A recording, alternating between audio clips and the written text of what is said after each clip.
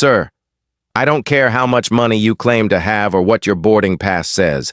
This cabin is for first-class passengers only. And you, clearly, are not supposed to be here, snapped Chloe Hastings, the lead flight attendant, her voice sharp enough to slice through the quiet hum of Delta Flight 384, the moment the words left her mouth. The entire first-class cabin turned into a pressure chamber of silent stares, awkward glances, and half-frozen expressions. A businessman halfway through his mimosa paused. Another lowered his newspaper with narrowed eyes.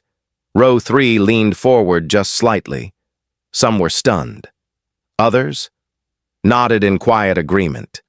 The target of her public scolding, a black man in his 40s, dressed in a tailored navy blue suit, didn't say a word. He sat still in seat 2A, eyes steady, hands folded, no signs of aggression, no raised voice, nothing to justify the humiliation. And yet, here he was, being treated like a trespasser in a space he paid to occupy. But before we get into what happened next, where are you watching from?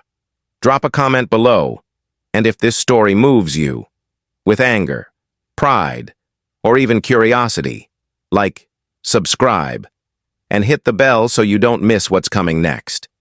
Now, let's go back to the beginning. It was a clear Thursday morning in Atlanta. Terminal B was busy but orderly. Delta was moving flights like clockwork. At Gate B5, passengers began boarding Flight 384 to New York. Among them was Nathaniel Brooks, 47 years old.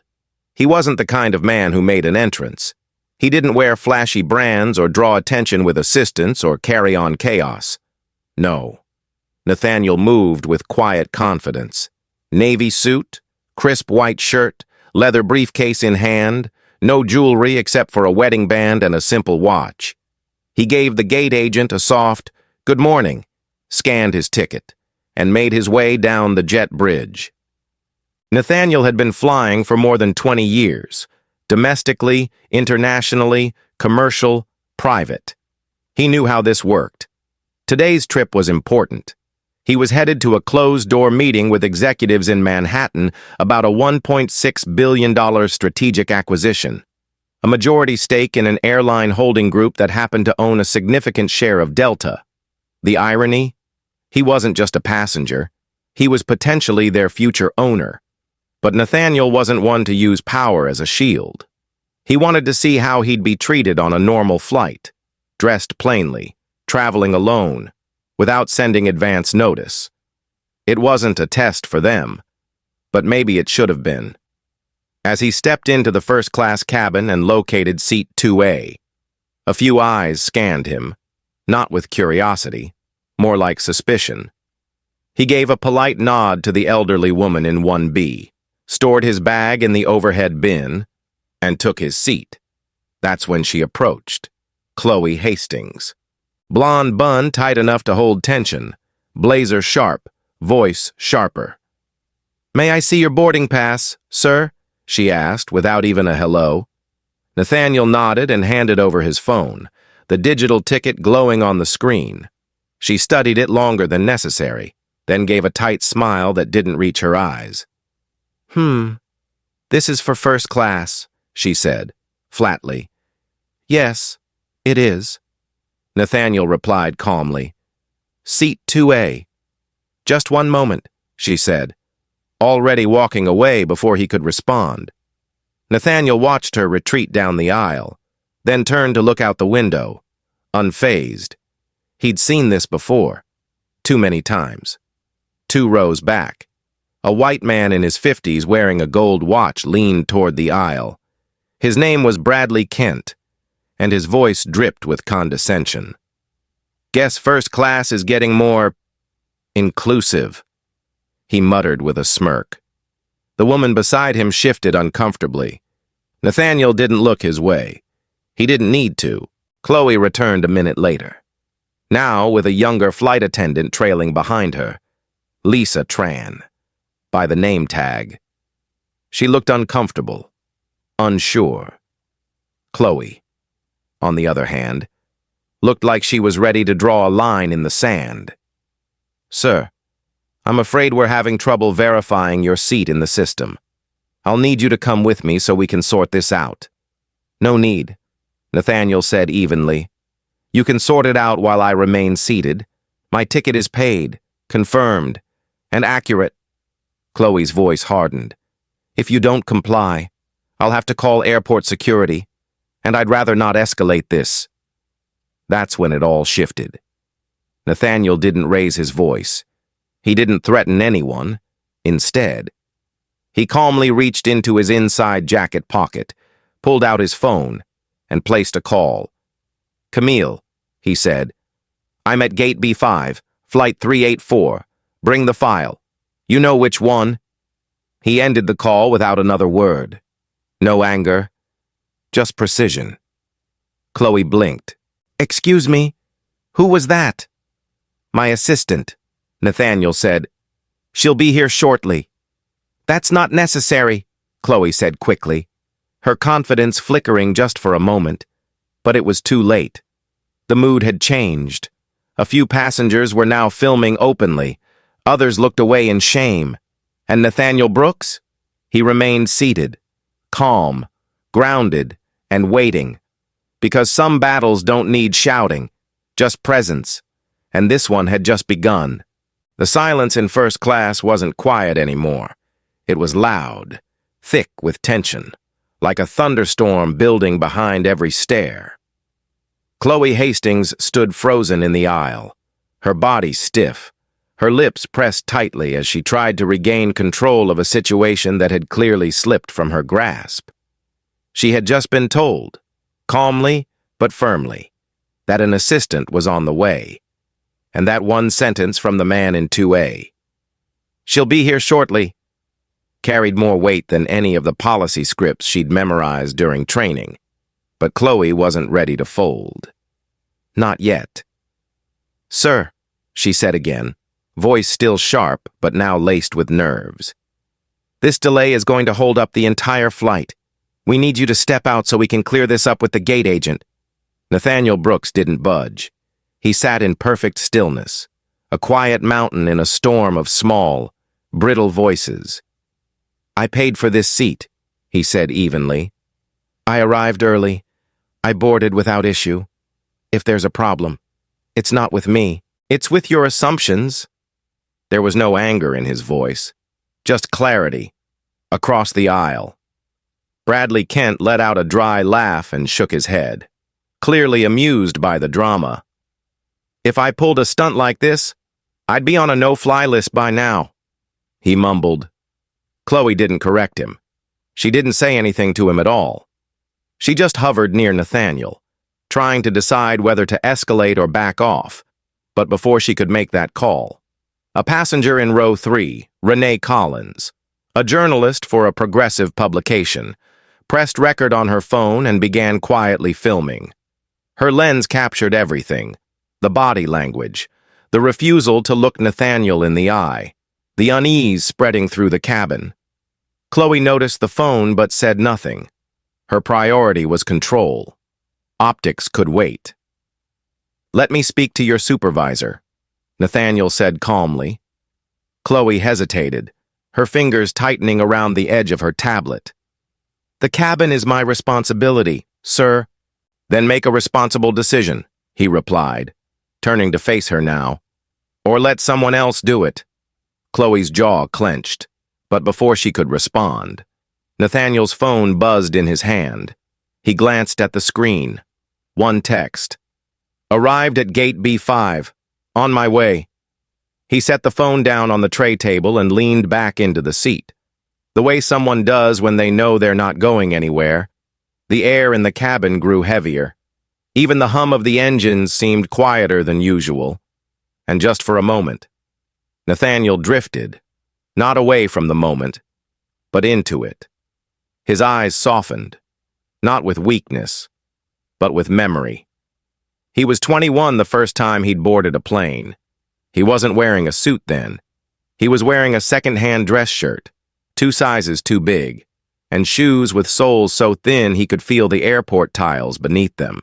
He'd been flying to New Jersey for a scholarship interview, one that would determine whether he'd get to leave behind a life of sleeping in his car and working double shifts at a gas station just to eat. He remembered the look the flight attendant gave him back then, too. Half pity, half suspicion. He remembered being asked if he was in the wrong seat. And the seat was right. But the assumption was always the same. You don't belong here. That was over 25 years ago. And yet, here he was again. Same flight path, same uniform, same assumption, a different seat, but the same judgment. He blinked once, grounding himself back into the present.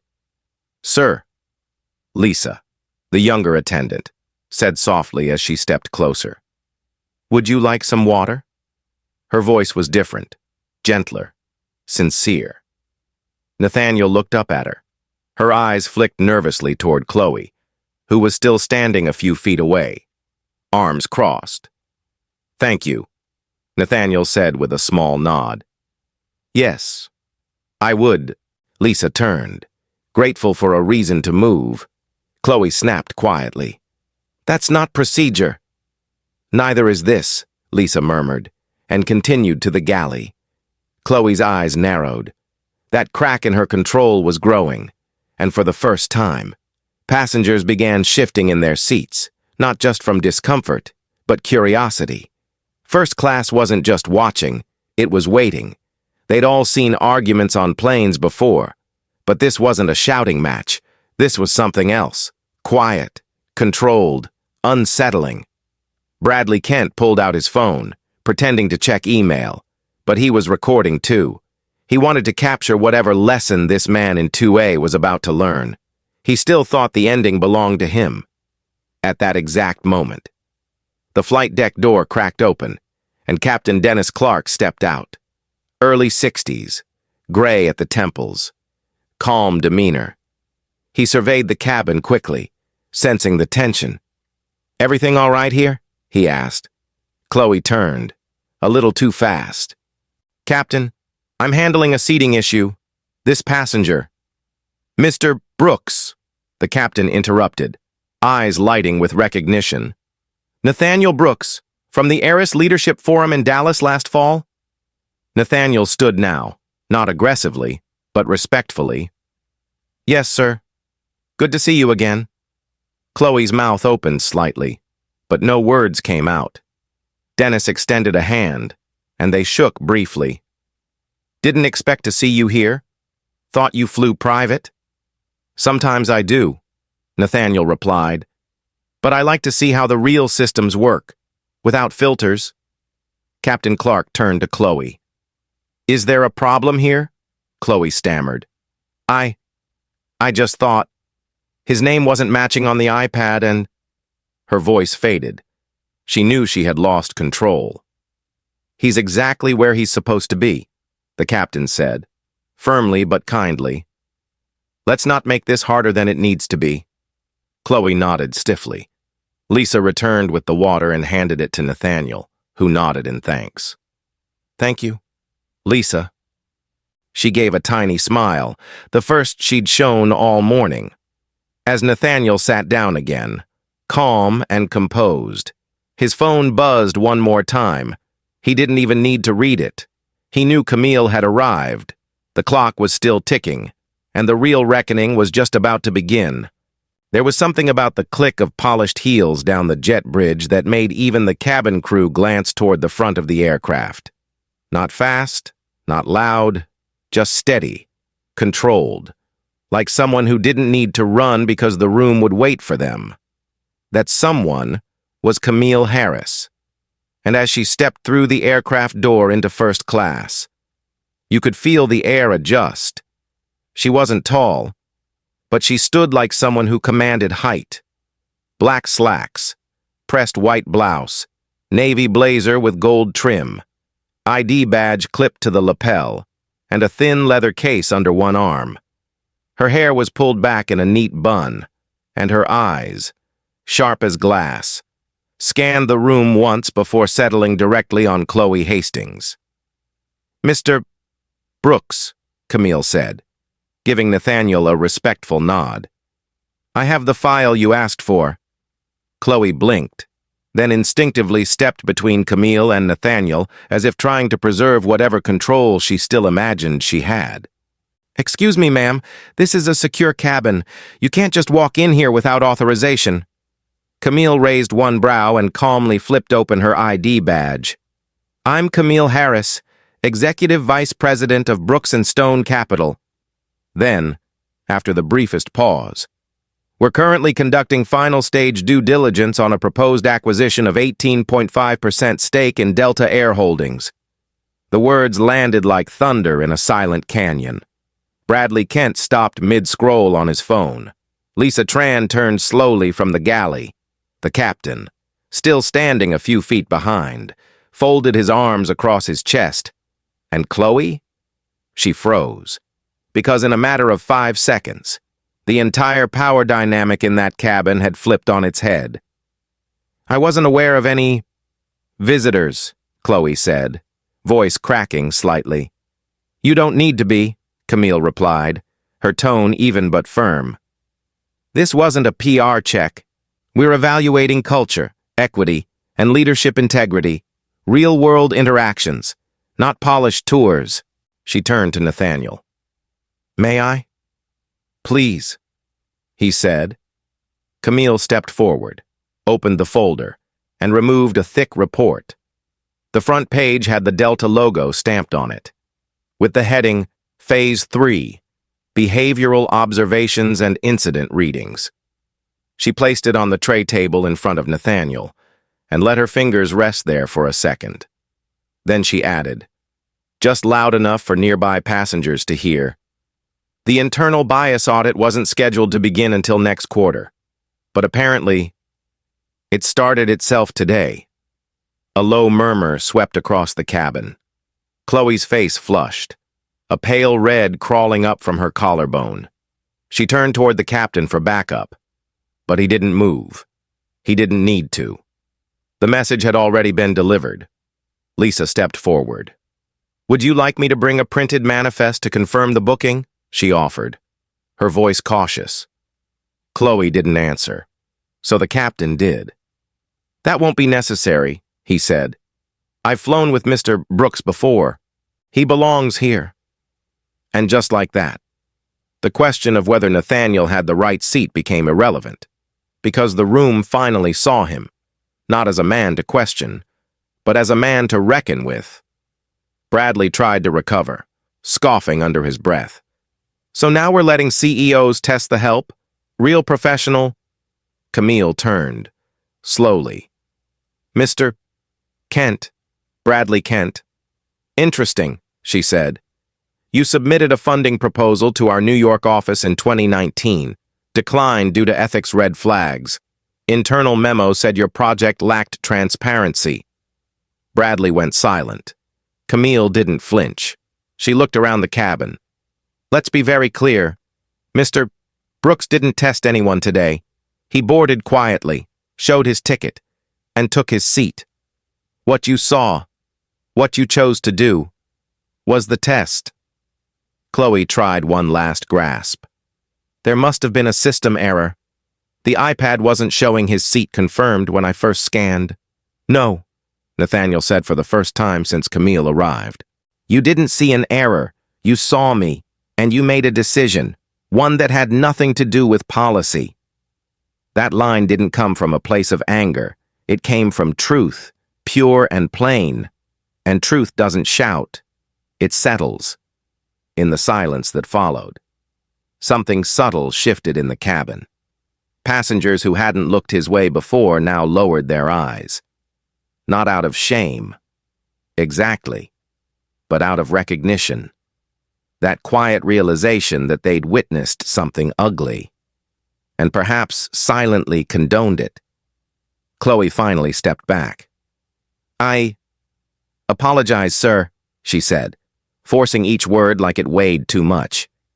If there was any misunderstanding— There wasn't, Nathaniel interrupted, his voice still composed.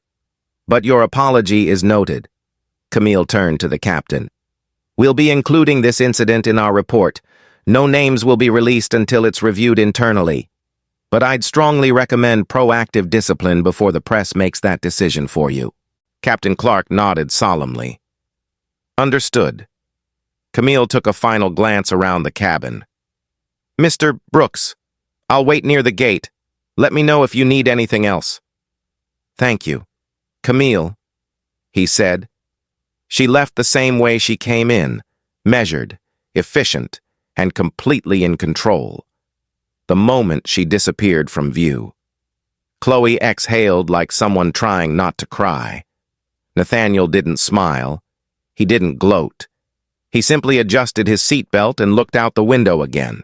The jet bridge was about to retract, and every eye in first class knew this flight wasn't going to be ordinary. Not anymore, because this wasn't just about a seat. This was about what it meant to be seen, and what it cost people when they're not. And though no one said it out loud, they all understood. The story of this flight had already begun writing itself, and not one of them was ready for how it would end. For a long moment after Camille exited the cabin, the first-class section sat in a thick, vibrating silence, the kind that doesn't happen by accident, but by consequence.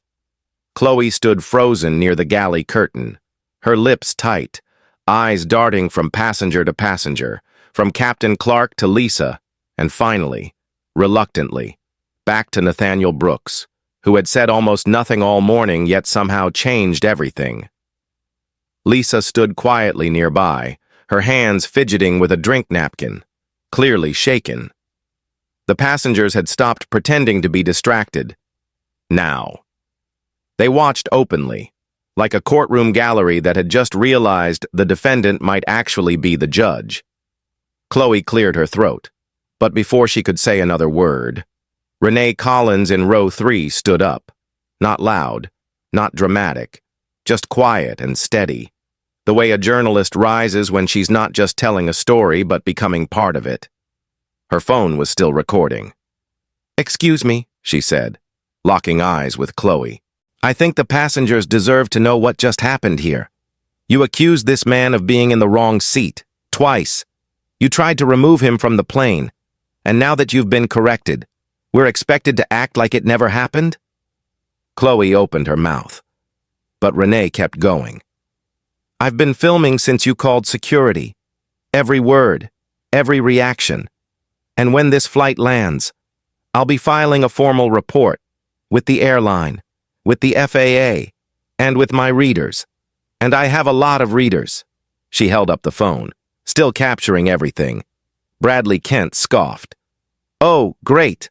Another internet activist with a camera." Renee turned toward him calmly. "No, Mr. Kent. I'm an investigative journalist. I report on corporate ethics, transportation policy, and racial bias in regulated industries. You're part of a pattern. So is she." She nodded toward Chloe, whose face had gone pale. Captain Clark stepped forward. "Ms. Collins," he said firmly but respectfully. "I understand your concern. Let me assure you, this incident will be handled seriously and internally." "Respectfully, Captain," Renee replied. "Internal policies are exactly why people like Mr. Brooks keep ending up in situations like this. It's always internal, always behind closed doors, until someone shows the world what happens in broad daylight." Her voice didn't shake. It didn't waver. It just stood. Nathaniel looked over at her and gave the smallest nod of gratitude. Quiet, almost imperceptible. But in that moment, it said more than any speech ever could. Chloe stepped back, visibly shaken now. I was following protocol. The iPad didn't show the correct passenger ID. Then why didn't you doubt the system when the passenger was white? Renee asked.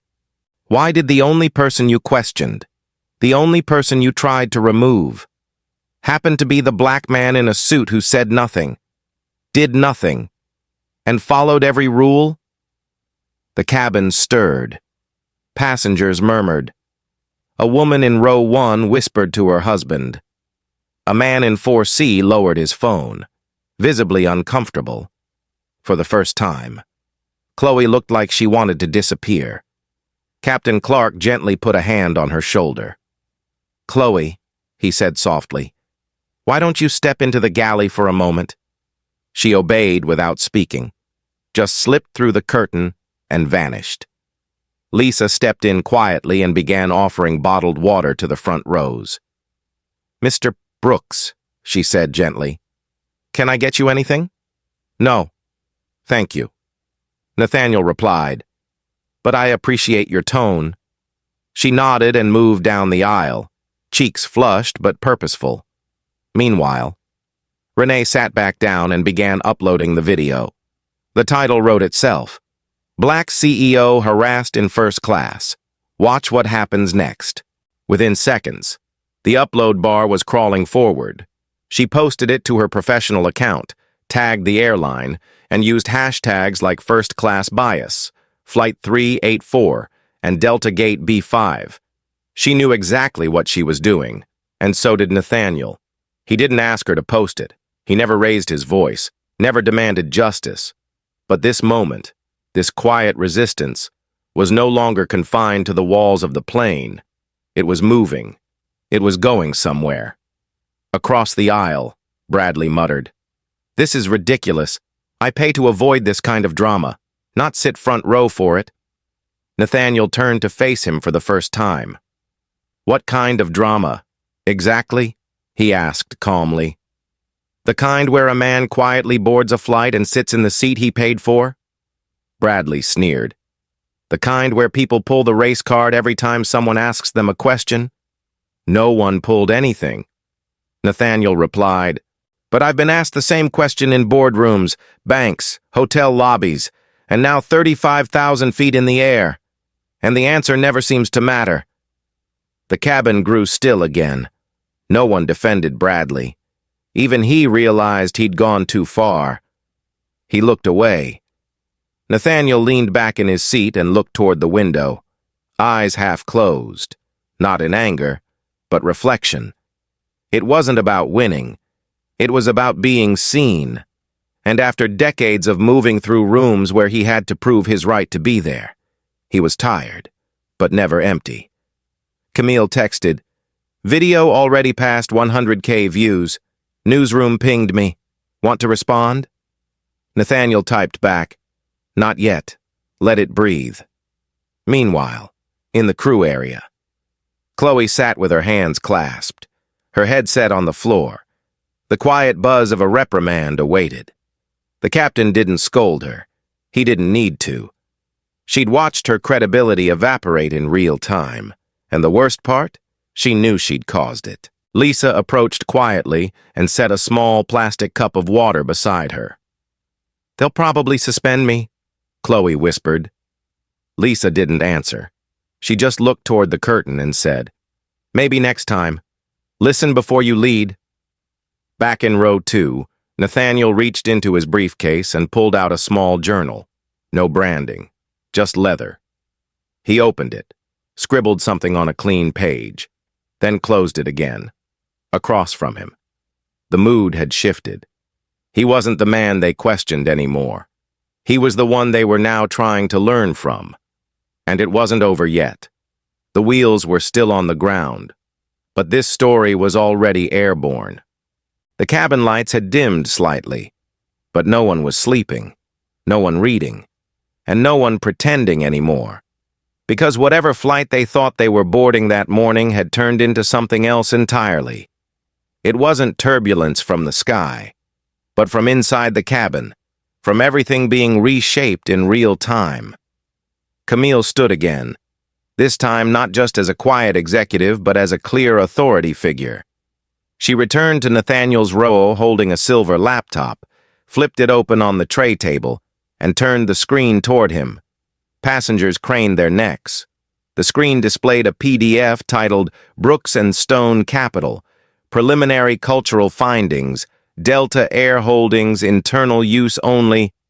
It was supposed to be confidential, but as Camille scrolled down, she stopped at a heading in bold, recurring patterns of racial profiling within premium customer service divisions. It was page 17 of a 64-page document. Everyone could see the words. Camille said calmly, This document was meant for internal review only. But since it seems first class has become the review board, I figured we'd all take a look together. Her tone wasn't angry. It was composed, clinical. Over a 3-year period, between 2021 and 2024, Delta's internal compliance team recorded over 313 passenger discrimination claims linked to race or perceived social class. 72% of those occurred in first-class or priority boarding areas. The majority involved Black or Latino passengers questioned about the validity of their tickets or loyalty status. Only 14% of those claims resulted in formal retraining or disciplinary action. Fewer than 4% resulted in termination. No one said a word. The numbers hung in the air like smoke. Chloe, still seated by the galley, closed her eyes. Camille continued, her voice steady. Today's incident fits those patterns with almost clinical precision. Passenger of color, alone, traveling professionally, profiled despite a confirmed ticket, publicly humiliated, and escalated based on emotion. Not policy, Renee whispered from her seat. You can't make that up. Nathaniel hadn't said a word yet, but his silence had become the center of the cabin. Everything rotated around it. Camille closed the laptop and turned to Captain Clark, who had returned from the cockpit after speaking briefly with the ground operations manager. He stepped forward now and addressed Chloe directly, not with rage, but with finality. Chloe Hastings, effective immediately. You're suspended from active flight duty pending full review. You'll be escorted from the aircraft upon arrival by base leadership.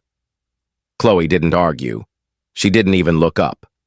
For the first time in the flight, she had nothing left to defend herself with. Not her voice, not her uniform, not even the illusion of control. Lisa quietly stepped in, taking her position near the front. She looked like she'd aged a few years since boarding. Meanwhile, Bradley Kent shifted uncomfortably in his seat across the aisle. He could feel it. His moment was coming. Camille didn't let him wait long. She turned toward him and said, Mr. Kent, we've also pulled your name from our investor proposal records. He looked confused, then defensive. What does that have to do with anything? Camille explained without blinking. In 2019, you submitted a commercial real estate development plan to our office in Manhattan. It was flagged for unethical zoning tactics and manipulation of contract language involving minority tenants. You were blacklisted from future funding rounds. The cabin went dead silent. Bradley sank further into his seat. That's private information, he muttered. Not anymore, Renee said from 2 rows back. Welcome to transparency. Nathaniel finally spoke. Not to attack, not to gloat, but to deliver the line that everyone would remember. You see, the thing about first class isn't the seat, he said, voice calm, full. It's the assumption, who you assume belongs here, and who you assume doesn't. He paused. You didn't see me. You saw what you expected me to be. And when the truth didn't match that expectation, you tried to erase it. A hush fell again. But this time it wasn't shame. It was clarity. He continued. There was a time I would have gotten off this plane. I would have apologized for making people uncomfortable just by existing.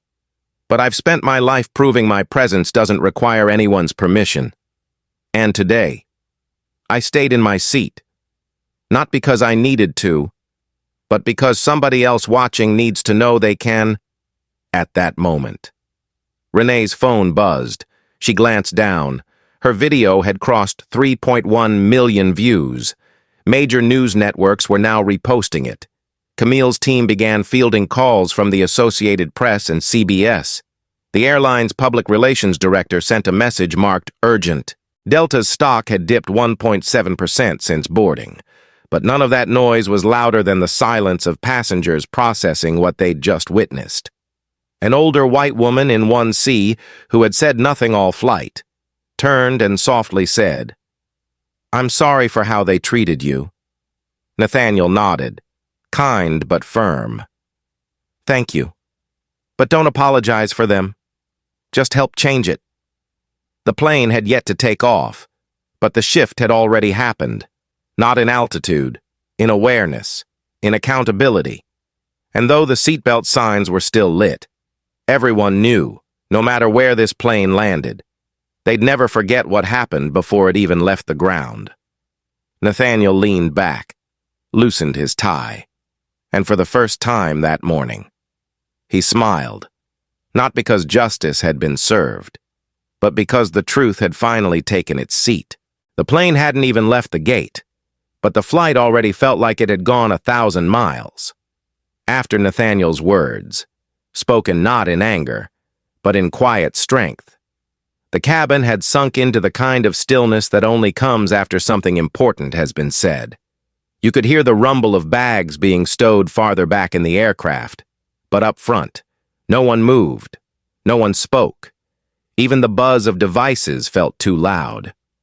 Nathaniel sat quietly, his hands resting on the closed folder in front of him, the one marked with the future of a multi-billion-dollar deal that no longer felt theoretical. Across from him, Bradley Kent pretended to scroll through emails, but his hands were shaking. The man had run commercial real estate deals for years, but now he looked like someone who'd been found out, not just by Nathaniel or Camille, but by every single person within earshot who now saw him differently. Lisa Tran stood silently near the galley, eyes glancing toward Chloe every few seconds, as if still asking herself whether she could have changed the course of this entire day if she'd spoken sooner. And then, after what felt like an entire chapter turning, Lisa did something no one expected. She stepped forward. Her voice was soft but certain. "Mr. Brooks," she said, hands clasped in front of her. "May I speak with you?" Nathaniel turned, not suspicious, just curious. "Of course. I want to say something, not just to you, but to everyone here. Because I didn't speak up when I should have, and I don't want to leave this flight knowing I stood on the wrong side of something so clear." All eyes turned toward her. Lisa inhaled slowly. "I've been a flight attendant for 5 years. I joined during the pandemic, when travel was chaotic and short-staffed and people were scared. And ever since then, I've been told over and over to follow protocol, avoid conflict, and defer to the lead. That's what I did this morning. But somewhere in that, I forgot how to be human first." Her voice trembled, but she didn't stop. "What happened to you wasn't just uncomfortable. It was unfair, and I knew it, and I said nothing. And that's on me." Nathaniel studied her, no emotion on his face. Just silence, the kind that invites truth. Lisa turned slightly toward the passengers. "And to everyone else, you were watching. We all were. But watching isn't the same as witnessing, and witnessing doesn't mean anything if we don't respond. I just wanted to say I'm sorry, and I promise to be better next time." She bowed her head briefly, then returned to her position. Camille glanced over at Nathaniel, who gave a faint nod, and that was all that needed to be said. Meanwhile, in the jump seat near the galley, Chloe Hastings stared straight ahead, her face, once guarded, now looked blank, like someone realizing that the thing unraveling wasn't just her job, but the version of herself she'd been clinging to. She didn't speak. She didn't move. She just sat there, replaying it all behind her eyes, the way she'd dismissed him, the look on passengers' faces, the moment Camille read the report in front of her, the sound of her own voice, now echoing in her memory with something closer to shame. For a long time, Chloe had believed she was the kind of person who followed rules, enforced structure, kept order. But today, for the first time, she saw what happened when you confuse compliance with character. A few seats up, the older woman in 1C, the one who'd offered an apology earlier. rose from her seat and walked slowly back toward Nathaniel. She didn't interrupt. She didn't ask. She just reached into her purse, pulled out a small card with soft gold lettering, and placed it gently on his tray table. "I run a national civics education nonprofit," she said kindly. "We're launching a program on dignity and leadership next year. If you ever feel like telling this story to the next generation, they need to hear it." Nathaniel looked down at the card. Then he looked up.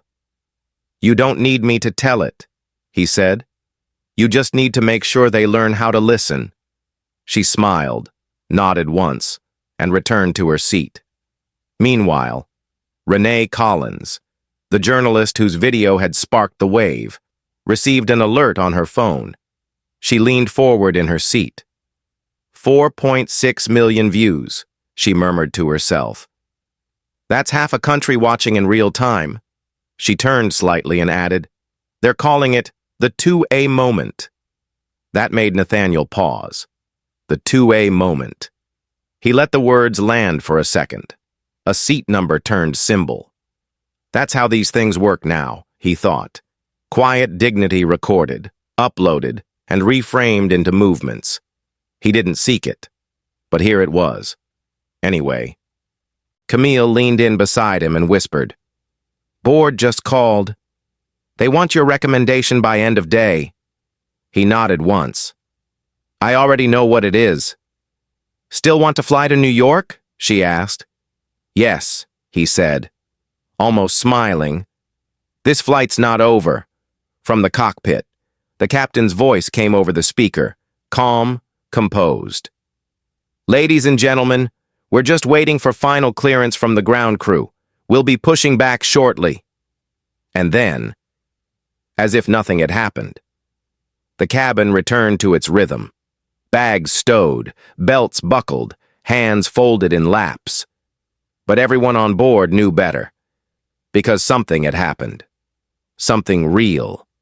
Something they'd carry with them long after landing. And as the aircraft began to move away from the gate, Nathaniel Brooks closed his eyes, not to sleep, but to remember the moment when staying seated meant more than taking off. It meant rising.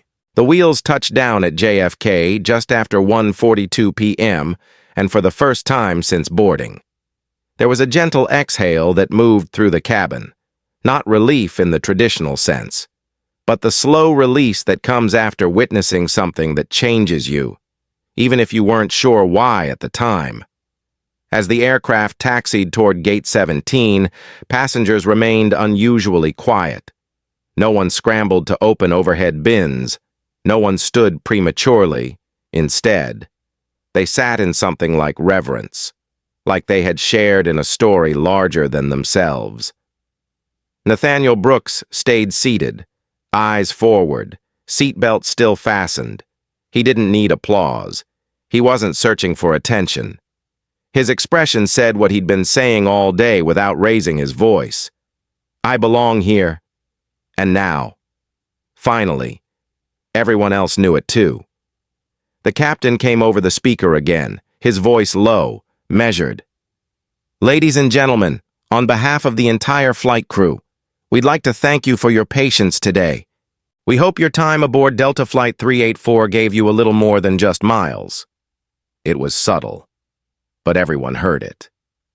Camille stood in the aisle beside Nathaniel, her phone still buzzing every few seconds. "The video's at 6.3 million views," she said under her breath. "We just got calls from the New York Times and NPR." Nathaniel smiled faintly. "Let them talk. I'm done performing." "It's not a performance," she replied. "It's a standard, and you just raised it." He nodded once, and then turned to Lisa, who now stood at the front of the cabin like someone different than who she was when the day began. "Lisa," he said gently. She stepped over. "Yes. Mr. Brooks?" "Thank you," he said. "Not for the water, not for the apology, but for recognizing the moment. While it was still happening." She nodded, lips pressed tight, eyes holding back tears. "I'll never unsee it," she said. Good, Nathaniel replied. That's how change begins, just behind them. Chloe remained seated near the galley, still in uniform, but stripped of authority. She hadn't spoken since the captain formally suspended her. Her face was pale, posture rigid, and for the first time since boarding, she truly looked like someone reckoning with the weight of her own actions. She didn't cry. She didn't protest. She simply looked at Nathaniel with eyes that were no longer defensive, just human. He gave her a long, steady look. Then, in a voice only she could hear, he said, "Growth doesn't start with a lesson. It starts with discomfort. Sit with it." That was all. No lectures, no revenge, just truth. As the cabin door opened and the jet bridge locked into place, a Delta base manager waited outside. He stepped into the aircraft, greeted the captain, and made eye contact with Chloe. Wordlessly, she stood, adjusted her blazer, and walked toward the exit. She passed Nathaniel without a word, and he didn't look back. Some passengers watched. Others looked away, but all of them felt something they didn't have words for. Bradley Kent, now quiet for over an hour, finally stood, grabbed his bag, and paused next to Nathaniel. "For what it's worth," he began, his voice scratchy. "Don't," Nathaniel said gently, not unkind. "Let the silence teach you something." Bradley nodded, ashamed, and walked on, one by one. Passengers deplaned, but many stopped to offer something before they left. A touch on the shoulder, a whispered thank you, a look of solidarity. One woman handed Nathaniel a folded note. It read, "My son is 22 and applying to law school. Thank you for reminding me what kind of world I want him to walk into." Finally, Nathaniel rose. He took one last look at seat 2A, the seat where it all began, and then stepped into the jet bridge. Camille followed close behind. As they walked through the terminal, phones rang, heads turned, reporters hovered at a distance. But Nathaniel didn't break stride. He wasn't chasing the spotlight. He was walking through it, owning every step like it was already his. Outside the terminal, a black car waited. Camille opened the door, but before getting in, Nathaniel paused. "Let the board know," he said. "We're postponing the investment review for 90 days. Camille's eyes widened. "That's going to raise questions." "Good," he replied. "Maybe this time, they'll ask the right ones." She smiled, closed the door behind him, and joined him in the back seat. The car pulled away from the curb, merging into the stream of yellow taxis and rushing travelers. Inside, Nathaniel stared out the window, not at the city skyline, but at his own reflection. He thought about the boy he used to be, the one who once swept floors at the back of a gas station after midnight shifts, the one who was told more than once, "You're not supposed to be here." And yet, here he was, older, wiser, still carrying the weight of being seen last instead of first. But this time, something shifted. This time, he didn't just reclaim his seat, he redefined it. And as the car moved forward, Camille leaned over and asked, "How would you like to respond to the public statement from Delta's CEO?" Nathaniel turned slowly, his answer already formed. "Tell them I'm not here to cancel anyone. I'm here to correct something. And sometimes, correction starts with one person staying seated long enough for the world to stand up." And with that, the story closed. Not with rage, not with revenge, but with a quiet revolution led by a man in seat 2A who never raised his voice, never broke character, and still changed everything. Thank you for watching. If this story spoke to you, please like, subscribe, and share your thoughts below. Sometimes, real change starts with one person choosing to stay seated.